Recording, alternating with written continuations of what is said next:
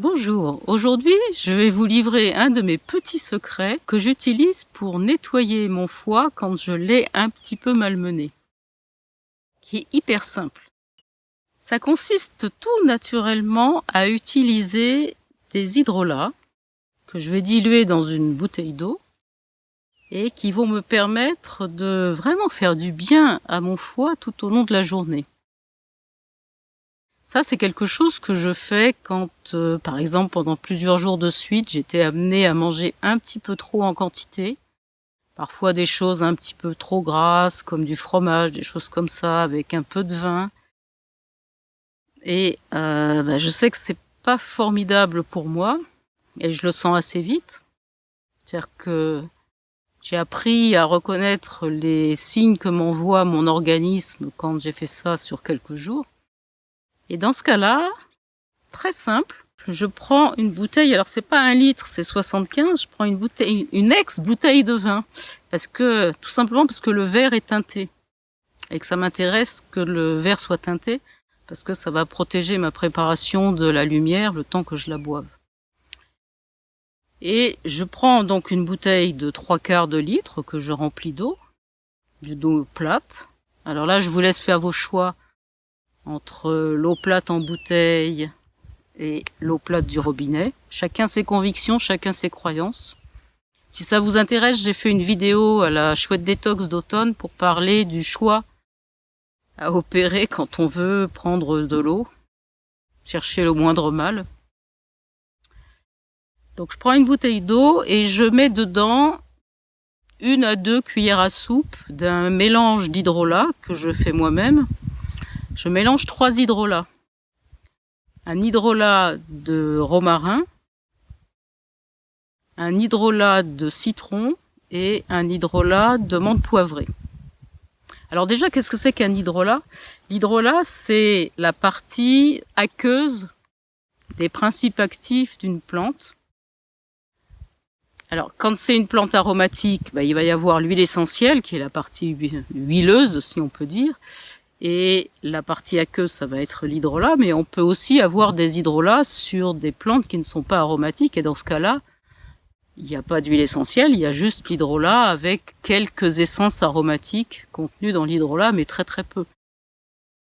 Et l'avantage des hydrolats, c'est qu'ils sont beaucoup plus doux que les huiles essentielles. Et en plus, c'est une version aqueuse, donc il se dilue très très bien dans de l'eau. Alors que si vous voulez utiliser des huiles essentielles, pour les mettre dans l'eau, il faut ruser. Il faut un support soit huileux, soit sucré, sous forme de liqueur de sucre, pour pouvoir le dissoudre. Sinon, les huiles essentielles vont très mal se dissoudre. Et c'est pas toujours agréable d'avaler une gouttelette d'huile essentielle au niveau des muqueuses digestives. Alors, l'hydrolat, il a plein d'avantages. Donc, c'est qu'il est beaucoup plus doux. C'est beaucoup moins concentré que l'huile essentielle. Donc, son action va être beaucoup plus douce sur l'organisme. Et surtout, il n'y a aucune agression possible. Il n'y a pas de risque de surdosage. Avec les huiles essentielles, il faut toujours faire attention à la susceptibilité des uns et des autres. Avec les hydrolats, c'est beaucoup plus facile. Les hydrolats sont beaucoup plus faciles à manipuler. Il y a juste un inconvénient aux hydrolats, c'est que ce sont donc des préparations aqueuses qui sont sans conservateur. Donc il faut prendre des précautions avec ces flacons d'hydrolat. Une fois que vous l'avez ouvert, c'est impératif de le garder au réfrigérateur. Et 6 mois, c'est le grand maximum pour garder un flacon d'hydrolat. Il doit être terminé, sinon vous le jetez. Parce qu'il n'y a aucun conservateur dedans. Et c'est pour ça aussi que moi j'ai choisi d'utiliser des bouteilles en verre teinté, parce que comme ça dans la journée, ma préparation est protégée des rayons du soleil. Alors qu'est-ce que vont apporter ces hydrolats par rapport au foie ? Donc déjà l'hydrolat de citron, Citrus limonum, c'est vraiment un hydrolat qui est tonifiant, qui est très actif au niveau du foie et de la vésicule biliaire, qui va relancer tout le système de sécrétion et de relargage de la bile. Donc il va vraiment faire du bien déjà au foie et à la vésicule biliaire, mais aussi au transit, en remettant une circulation de bile intéressante et qui va permettre de nettoyer un peu par rapport aux graisses. Et le citron, il est en même temps très intéressant sur la circulation du sang et il va épurer, nettoyer l'organisme et permettre d'éliminer plus facilement les toxines.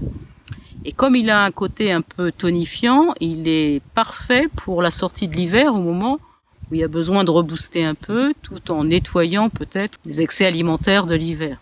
Vous savez qu'il y a les fêtes de fin d'année là qui pèsent souvent lourd sur l'entoxination de l'organisme. Après, l'amande poivrée, c'est aussi un très bon stimulant et en même temps, il a une très bonne action sur la digestion.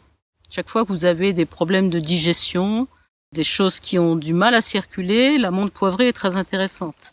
Elle est très intéressante en particulier quand vous avez des migraines, pour dégager un peu ces maux de tête, qui sont souvent des maux de tête circulatoires. L'amande poivrée est très intéressante. Et l'amande poivrée, en plus, permet une meilleure élimination des toxines et en même temps calme les spasmes et les ballonnements intestinaux. Et il y a une très très bonne synergie entre le citron et l'amande poivrée. Et au niveau des goûts, ça se marie très bien. Et puis la troisième que j'utilise, que j'adore, c'est le romarin. Alors c'est de préférence, si vous en trouvez, un hydrolat de romarin au cinéole. Mais si vous n'en trouvez pas, vous pouvez prendre le romarin à verbenone. La différence entre les deux, c'est que le romarin, donc officinalis acinéole, c'est un romarin qui est très peu camphré et qui est très riche en cinéole, comme son nom l'indique. Alors que le romarin à verbenone, il est plus costaud et il contient des cétones en plus grande quantité sous forme de verbenone et de camphre. Donc il est à utiliser avec un petit peu plus de prudence. On le donnera pas à des jeunes enfants, on le donne pas aux femmes enceintes. On le donne pas de manière très fréquente parce qu'à cause des cétones qui peuvent avoir une action défavorable au niveau neurologique. Bon, ça c'est quand il est en grande quantité évidemment. Avec ça c'est pour l'huile essentielle. Avec un hydrolat, vous prenez aucun risque. Mais sachez que le romarin acinéole et donc l'hydrolat de romarin acinéole va être encore plus doux que l'hydrolat de romarin à verbenone. Voilà, en tout cas, les trois, ça vous donne une boisson qui est très très agréable à prendre, avec un petit goût citronné et le romarin qui se marie avec l'amande poivrée. C'est très frais, très agréable et c'est une très très bonne boisson à prendre tout au long de la journée. Donc en général, je fais des cures de 3-4 jours et puis on sent que ça va mieux, on se sent mieux, on se sent dégagé. Après, quand on est dans une phase comme ça de vitalisation qui va précéder une détox et qu'on cherche vraiment à faire du bien au foie, à le coucouner parce qu'il va devoir travailler beaucoup après à nettoyer l'organisme, ça peut être intéressant de le faire sur une bonne semaine ou sur 10 jours. Voilà, je vous laisse tester cette boisson, donc toute simple à préparer. Vous mélangez dans une bouteille d'eau. Si vous n'avez pas envie de faire le mélange d'hydrolat, vous pouvez faire très très simplement. Vous prenez une cuillère à soupe, vous mettez à peu près 2/3 de cuillère à soupe de chacun des hydrolats que vous mettez dans votre bouteille d'eau, et ça vous donne en gros 1,5 à 2 cuillères du mélange des 3 hydrolats. Je vous souhaite une très très belle journée et je vous dis à tout bientôt pour une nouvelle vidéo.